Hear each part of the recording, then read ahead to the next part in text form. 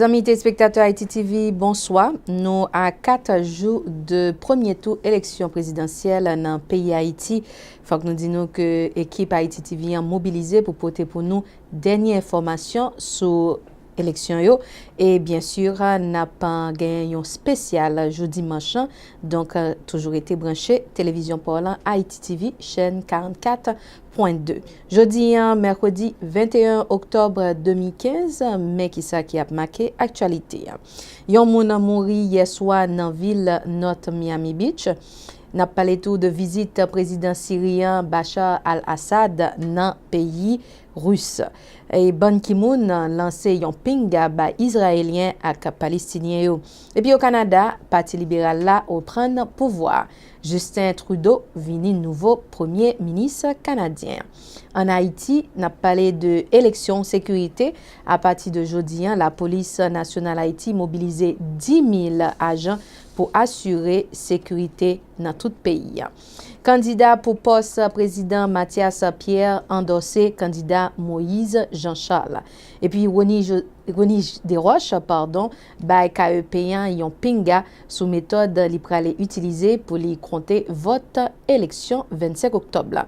Et puis n'a parlé tout de yon signature pacte national pour yon éducation qualité dans pays Haïti.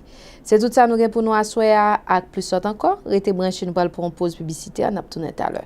Journal ça son patronage de Lins Fourniture.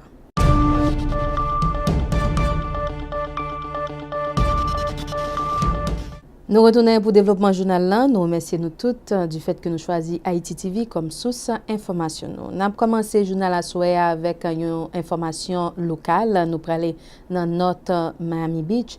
Côté un jeune garçon perdu la vie après que bandit exam a tiré la cali à travers fenêtre là. D'après sa témoin yo rapporté, ça arrivé hier aux environs 7h15 dans soir. Bandit yo était dans une machine couleur noire qui était parqué pas trop loin là.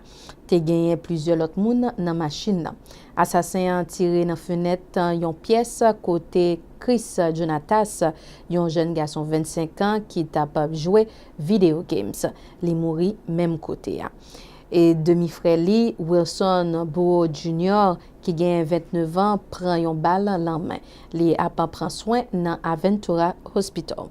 La police a cherché 3 individus qui t'ava impliqué dans assassinat ça. Si nous t'a gagné n'importe information, relais Crime Stoppers dans 305 471 tips numéro 1 sur écran télévision noir. Songez ou pas obligé by non ou relais la police ou kakembe anonymat. Aider la police fait travailler. N'a continué information, nous pral kounya dans pays Russie. Côté hier soir, président syrien Bachar al-Assad a rencontré président Ruslan Vladimir Poutine. Euronews a dit non plus. Bachar al-Assad a rencontré Vladimir Poutine à Moscou hier soir, la première sortie officielle de son pays depuis le début de la guerre civile en 2011. Le Kremlin a attendu le retour du président syrien à Damas pour officialiser la visite ce matin. Lors de cet entretien et toujours selon le Kremlin, al-Assad a pu informer précisément le président russe de la situation en Syrie et le remercier de son intervention militaire qui, selon lui, aura permis d'empêcher le terrorisme de se répandre dans la région. Dans la journée d'hier également, la Russie a signé avec les États-Unis un protocole d'accord afin d'éviter des incidents aériens dans le cadre des frappes menées en Syrie contre le groupe État islamique. Ce texte fixe des règles mais n'a pas vocation à rapprocher les deux puissances sur le plan stratégique. Il ne s'agit nullement d'un soutien politique ou d'une coopération américaine aux actions russes, rappelle Washington. Dans un message vidéo, secrétaire général des Nations Unies, Ban Ki-moon, a demandé Israéliens et Palestiniens pour yo entendre. En entendant un extrait dans la déclaration, ça, une courtoisie Euronews. Salam alaikum, shalom. Le secrétaire général des Nations Unies, Ban Ki-moon, adresse un message aux Israéliens ou aux Palestiniens pour appeler les deux parties à la retenue avant son voyage sur le terrain pour une tentative de médiation. Les Nations Unies sont à vos côtés, dit-il. Nous allons continuer de soutenir les efforts pour mettre en place les conditions d'une vraie négociation. Je veux être tout à fait clair, la violence ne peut que saper les aspirations légitimes des Palestiniens à un État et celles des Israéliens à la sécurité. De son côté, le Premier ministre israélien Benjamin Netanyahou accuse le président de l'autorité palestinienne Mahmoud Abbas de soutenir, sinon d'inciter la vague d'attaques contre les Israéliens. Il a dit l'autre jour « Je salue chaque goutte de sang versée à Jérusalem. S'agit-il du langage d'un modéré ?» demande-t-il. Il glorifie ces meurtres. Il n'a pas condamné une seule des 30 attaques terroristes contre des Israéliens le mois dernier. Peu après cette déclaration du Premier ministre israélien, Mahmoud Abbas a exprimé sa compassion pour le désespoir et la frustration ressentis par la jeunesse palestinienne qu'il décrit sous pression. Entre-temps, 2 soldats israéliens ont été blessés en Cisjordanie par une voiture bélier. Nous prenons l'économie en Ankara, côté la police identifié Youn un kamikaze qui était fait double attentat suicide jour qui était 10 octobre qui s'est passé là. Plus de détails à Euronews. Un premier nom derrière l'attentat suicide d'Ankara. Selon le procureur en charge de l'enquête, Younous Emre El Agueuz serait l'un des 2 kamikazes à avoir commis l'attaque qui a fait 102 victimes il y a 10 jours devant la gare centrale lors d'un rassemblement pro-kurde. L'attaque la plus meurtrière qu'ait jamais connue le pays. D'après le magistrat, l'homme serait venu d'un pays voisin sans mentionner la Syrie. Les tests ADN ont été menés et d'après ce qui a été découvert, l'identité de l'un des assaillants a été confirmée. Un travail intensif est en cours concernant l'identité des autres kamikazes.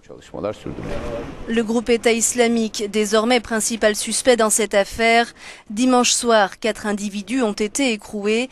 La police a saisi des centaines de kilos d'explosifs. 2 autres suspects seraient toujours en liberté. Un mandat d'arrêt visant 9 autres personnes a été délivré. Depuis hier mardi, le président chinois a commencé une visite officielle de 4 jours dans le Royaume-Uni.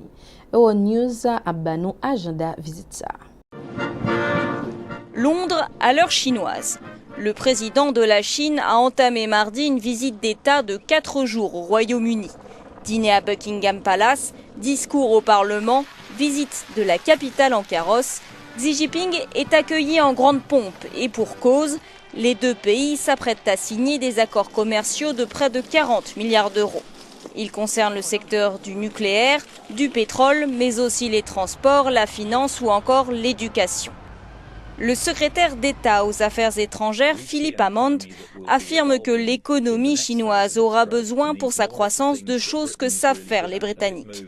La Chine est en train de devenir une économie de services, d'encourager la consommation. Les entreprises britanniques ont leur rôle à jouer. Mon ambition est que la Grande-Bretagne devienne le plus grand partenaire commercial de la Chine en Europe, a-t-il déclaré. Cette visite est une étape importante dans la restauration des relations entre Londres et Pékin. Les contacts diplomatiques s'étaient refroidis après la rencontre de David Cameron avec le Dalai Lama en 2012. Nous avons traversé dans le pays Venezuela après 6 ans d'exil et à peine retourné dans le pays, la police a arrêté opposant politique Manuel Rosales. Reportage Euronews. La justice vénézuélienne n'aura pas traîné. Arrêté jeudi, à peine le pied posé dans son pays, l'opposant politique Manuel Rosales a été déféré devant un tribunal de Caracas la nuit dernière. L'homme est accusé de corruption. Lui se dit victime d'une persécution politique, d'autant qu'il rentrait d'un exil de 6 ans pour participer aux législatives du 6 décembre. L'actuel dirigeant du parti que Rosales a fondé reste combatif. Aujourd'hui, au sein du parti Un Nuevo Tiempo, nous disons que le retour de Rosales symbolise notre politique. Une politique pour que le Venezuela ait un avenir, de l'espoir, et cet espoir renaîtra le 6 décembre. Pour les partisans de celui qui avait été un farouche adversaire d'Hugo Chavez, son déferment en pleine nuit n'augure rien de bon. La première audience est prévue pour le 12 novembre. Manuel Rosales devra répondre des accusations d'enrichissement illégal présumé pendant son mandat de gouverneur de l'État de Zulia entre 2000 et 2008.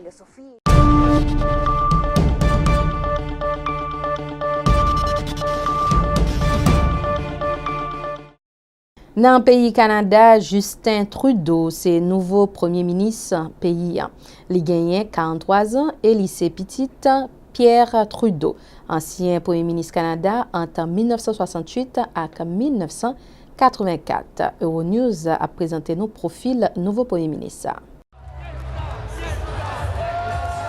Les libéraux reprennent le pouvoir au Canada après 10 années de conservatisme. Justin Trudeau marchera bien sur les traces de son père, Pierre Trudeau, Premier ministre de 68 à 84, après le plébiscite de son parti libéral aux législatives lundi.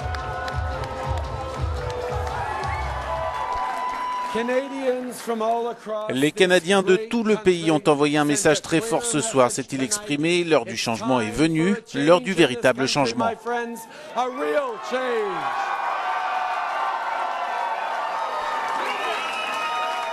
Justin Trudeau en 3e position au début de la campagne, présenté comme un fils à papa sans expérience par ses adversaires, a su refaire son retard sur le conservateur Stephen Harper, grâce à une campagne efficace tournée vers la classe moyenne. Selon les dernières projections, les libéraux disposeront de plus de 170 sièges au Parlement, sur un total de 338, soit la majorité absolue.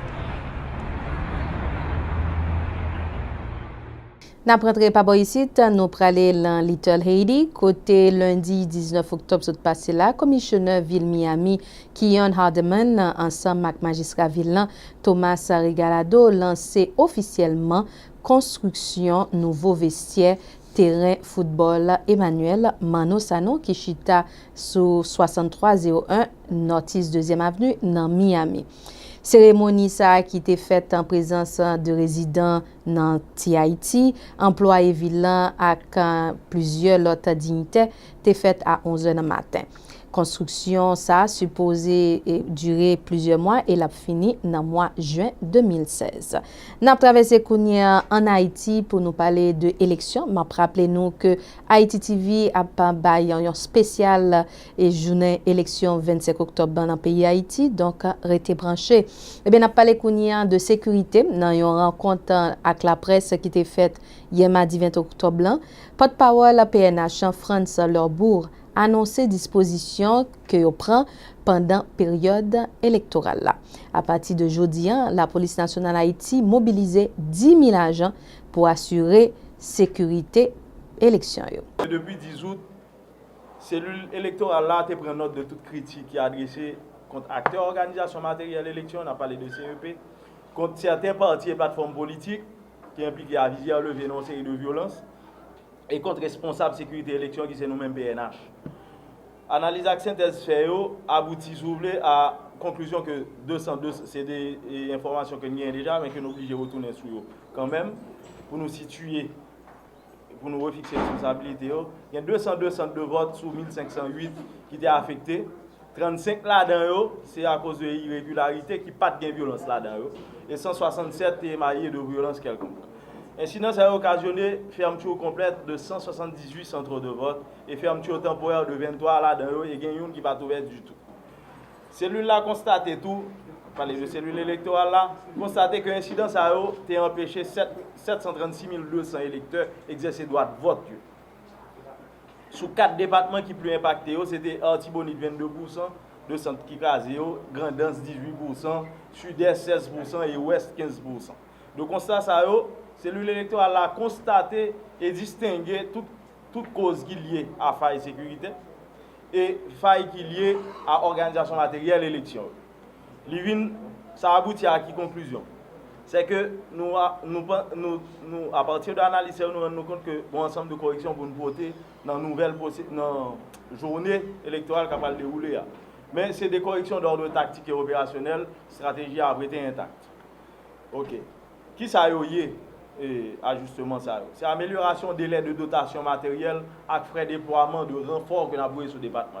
Parce que nous avons constaté premier tour que le décaissement est fait très tard et ça a été plombé capacité à répondre ou bien mettre les policiers dans des conditions psychologiques normales pour le fonctionner ou bien pour le faire et journée électorale là sans problème. Ça c'est le premier point. Nous augmenter et nous avons acheminé matériel roulant, moto, machine 4x4 pour une meilleure mobilité de troupes d'intervention. Nous réorganiser et nous vulgariser tout.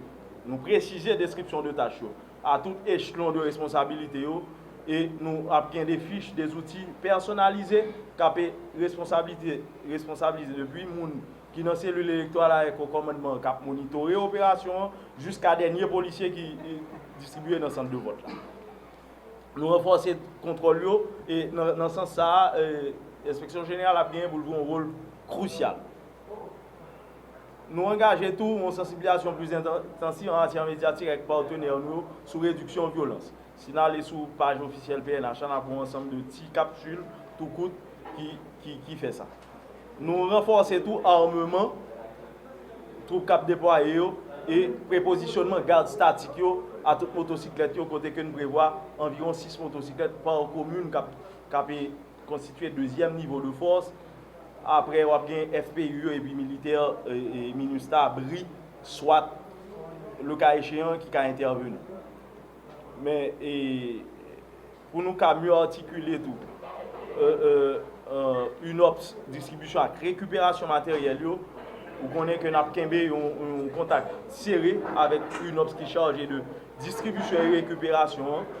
Et jour J-3, quand je parle avec nous aujourd'hui, contrairement à ce qui est passé dans le premier tour, là, tout élément matériel et humain est prêt pour déployer sur le territoire dès demain. Pour nous faire ça, la police a mobilisé 10 000 policiers, appuyés par 2502 membres MINUSTA, là-dedans il y a 800 militaires, 951 gendarmes et 751 policiers.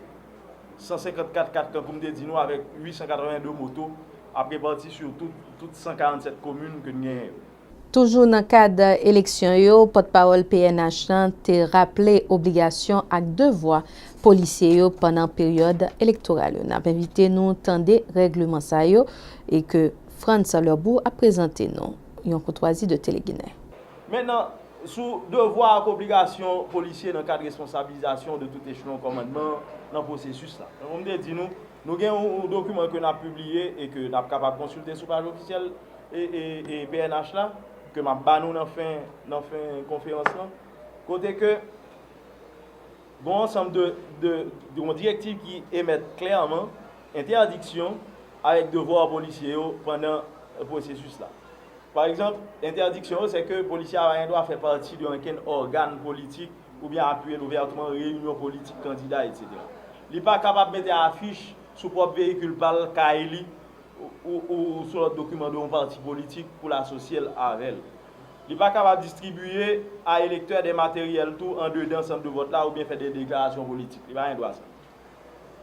Le policier a bien pour comporter de manière irréprochable pendant le processus là pour personne n'a l'impression que il y a une force côté. Le policier a tout, pas de droit monter machine ni faire un candidat conduire. Il n'a pas de droit abandonner poste ou quitter membre CPO avec représentant seul après dépouillement. Pour devoir, pendant tout le processus électoral, l'agent PNH a pour obligation d'assurer la sécurité physique locale CEP, centre de tabulation de vote, centre de tabulation, BEC, convoi matériel électoral, sécurité personnelle électeur, candidat, représentant parti politique, fonctionnaire électoral, observateur national, international, la communauté internationale. Il y a pour maintenir un environnement sain et neutre qui permette de tenir l'élection sans menace ni violence. Bon, menace a toujours existé, mais violence, non, on ne va pas tolérer. Contrôler le langage et le comportement face aux citoyens qui là pour parce que le policier est là pour protéger les droits des citoyens pour le voter. Le policier doit être proactif et professionnel et il a informé le personnel électoral là de tout problème.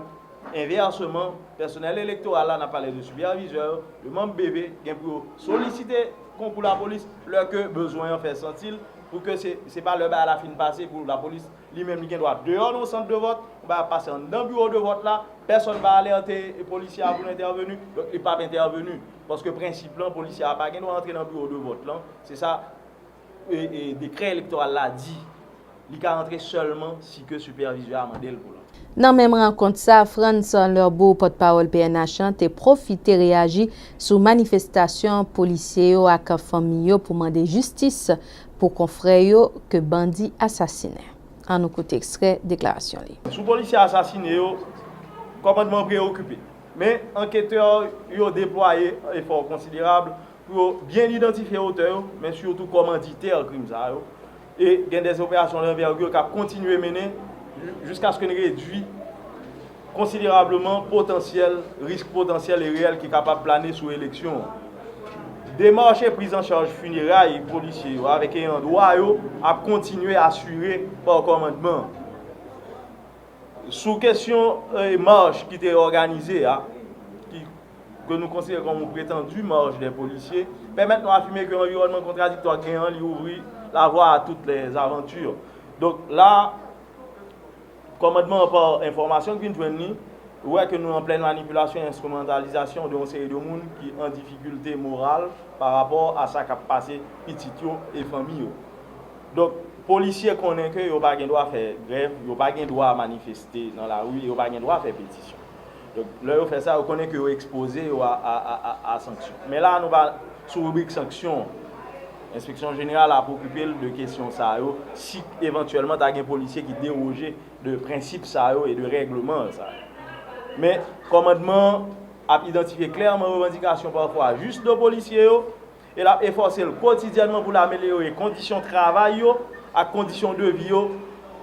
Mais le commandement a établi clairement la différence entre manipulation et instrumentalisation politicienne de certains griefs de policiers. Tout. Nous prêté toujours dans le chapitre élection dans le pays Haïti, dans une conférence pour la presse, candidat pour poste président sous bannière parti politique Conscience patriotique, Mathias Pierre, annoncé que les endossé candidat pour poste président sous bannière parti politique Petite Dessalines, Moïse Jean-Charles. Reportage Télémétropole. Le candidat à la présidence, se présentant sous la bannière de Conscience patriotique, Mathias Pierre, a endossé la candidature de Moïse Jean-Charles. En conférence de presse conjointe, les deux candidats ont annoncé qu'ils ont convenu de poursuivre la course ensemble sur la base de leur vision politique partagée. Mathias Pierre a promis de mettre toutes ses ressources de campagne à la disposition du candidat de Petite Dessalines, sans pour autant retirer la sienne. Mais son course qui t'a fait, nous regardons qui moun qui pi devant. Qui moun qui pi devant et nous regardons qui moun qui semblait avec nous. Nous dit, nous engager en des convictions pour que nous menions bataille ça, quelle que soit l'issue. Bataille pour émergence peuple ça, nous engager pour nous mener. Et je vais dire un petit bagage. Sénateur Moïse fait en 1967. Il y a 48 ans le 20 avril. Fait en 1967, il y a 48 ans, fait le 3 avril. Je veux dire, sénateur, n'a pas de bataille.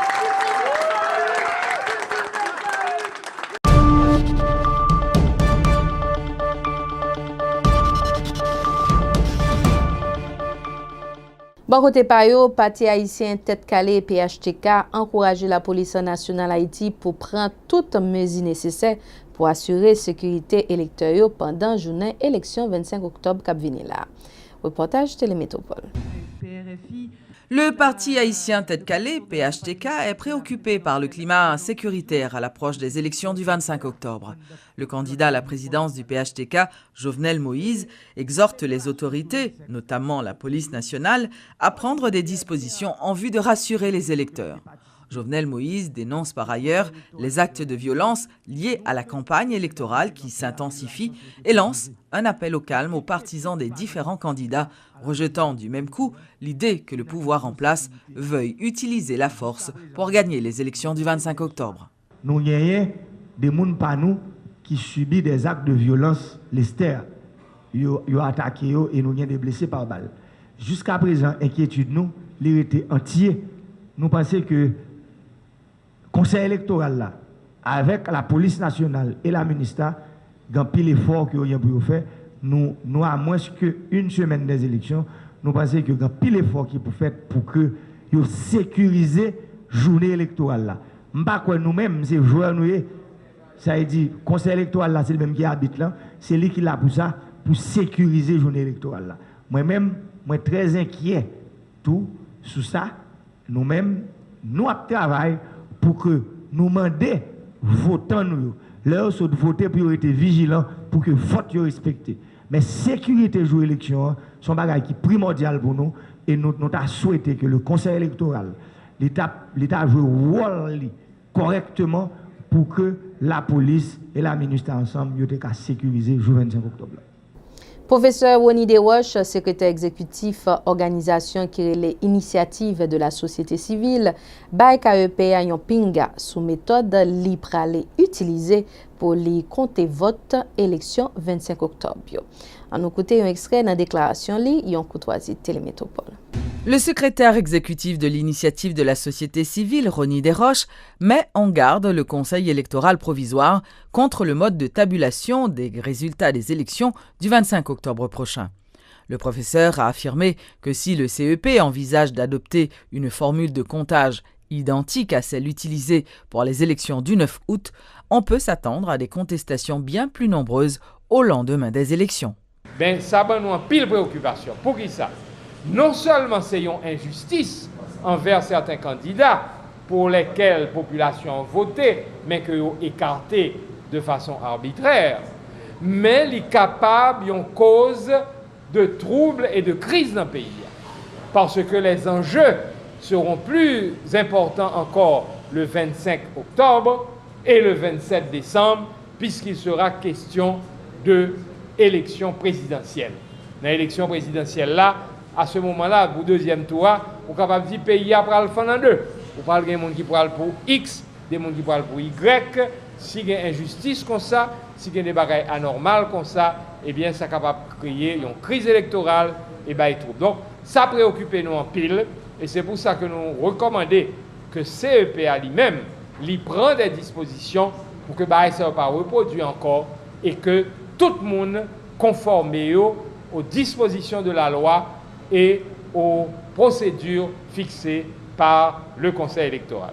Dossier éducation, c'est lundi 19 octobre là que plusieurs membres du gouvernement Mateli Paul ensemble avec acteurs dans le système éducatif et société civile pays Haïti signent un pacte national pour une éducation qualité dans le pays. Pacte ça après la tournée une référence pour 50e législatif là. Tel Métropole dit non plus. Signature officielle ce lundi du Pacte national pour une éducation de qualité par le ministère de l'Éducation. C'est une initiative que le président de la République et le chef du gouvernement ont saluée, affirmant que ce document permettra à l'éducation de prendre son essor. Je veux dire à son gros jour et je veux saluer tout le monde qui est impliqué d'une façon ou d'une autre. Ça, c'est route là. Route éducation, c'est route là. Route formation, route pour nous plein d'aide haïtiens avec des outils qui ont confronter la vie. Donc, c'est important pour nous comprendre que route ça, c'est bon route là. Nous souhaitons que 50e législature là, ils comprennent l'effort que l'équipe a fait, le monde qui l'a eu, pour que nous comprenions que nous avancer le plus vite possible dans voter loi FNE. Ce n'est pas de Cap le ministre, ce n'est pas de ministre Maniga qui s'agit, c'est de petits pays. C'est de petits malheureux et malheureuses qui ne sont pas à l'école. C'est jouer un fonds pour renforcer le système. Il s'agit des enseignants. Enseignants dans la rue à manifester, nous avons un gens que nous proposons pour nous payer, pas qu'à passer. Pour que ça, on a fait politique. On a fait politique là, où ils vont aux États-Unis, on va faire. On va faire politique, ou on va faire chef ou pas rien. C'est là l'entité, ça seulement qu'on a fait intéressant. Parce que le dit haïtien va comprendre, il faut tourner là-bas, ça, il faut nous inverser. Dossier économie, toujours même lundi, ministre économie et finance pays Haïti, Wilson Lalo, installé nouveau conseil administration Banque nationale de crédit BNC. Reportage Télémétropole. Installation ce lundi d'un nouveau conseil d'administration à la tête de la Banque nationale de crédit. Constitué de 5 membres, le nouveau conseil est présidé par Yvon Guirand, qui remplace à ce poste Jean-Philippe Vixamar. La cérémonie d'investiture a été conduite par le ministre de l'Économie et des Finances, Wilson Lalo. Notons que ce nouveau conseil d'administration de la BNC a été constitué par simple arrêté présidentiel. La démarche légale n'a pas été respectée, à savoir sa ratification par le Sénat, car le Parlement est dysfonctionnel.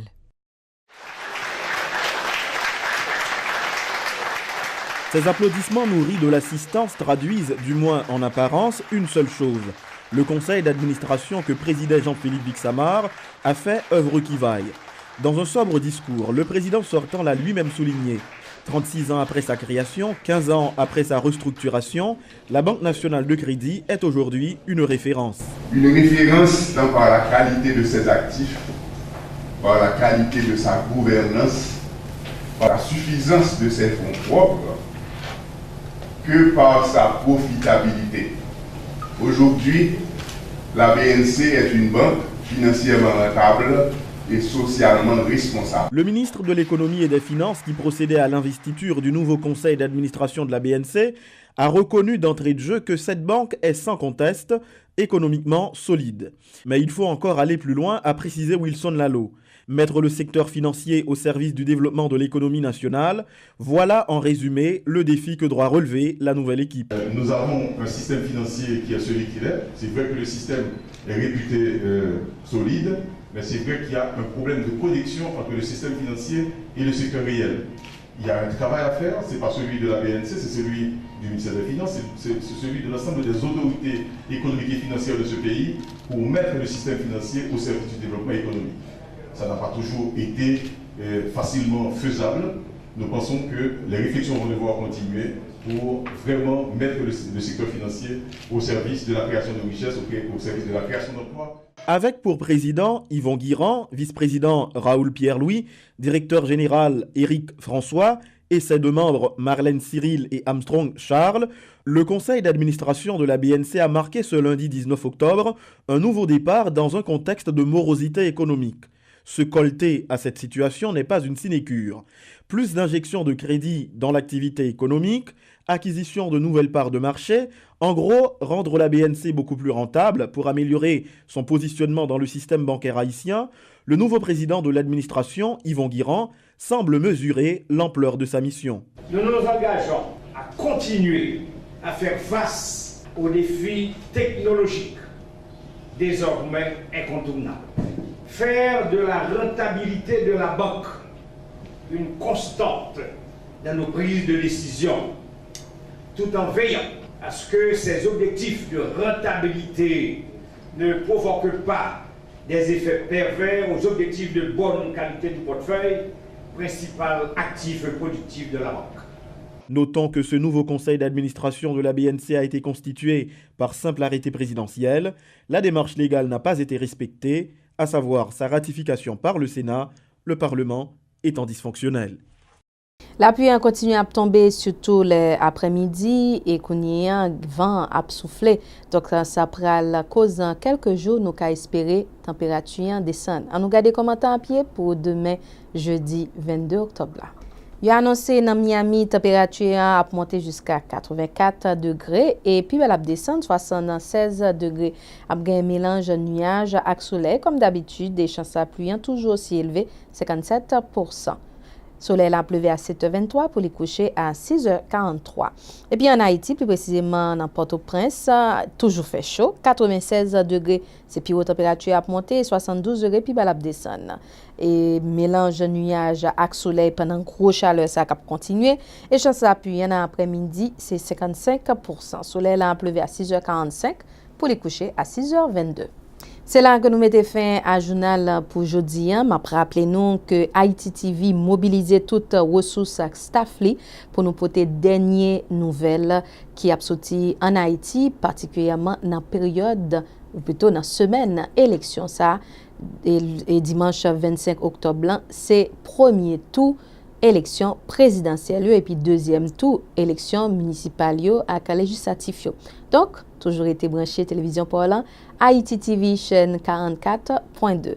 C'est là, moi, je vais quitter nous avec espoir que je retrouve nous demain soir, toujours même l'heure. Bonsoir tout le monde et puis bonne fin de soirée.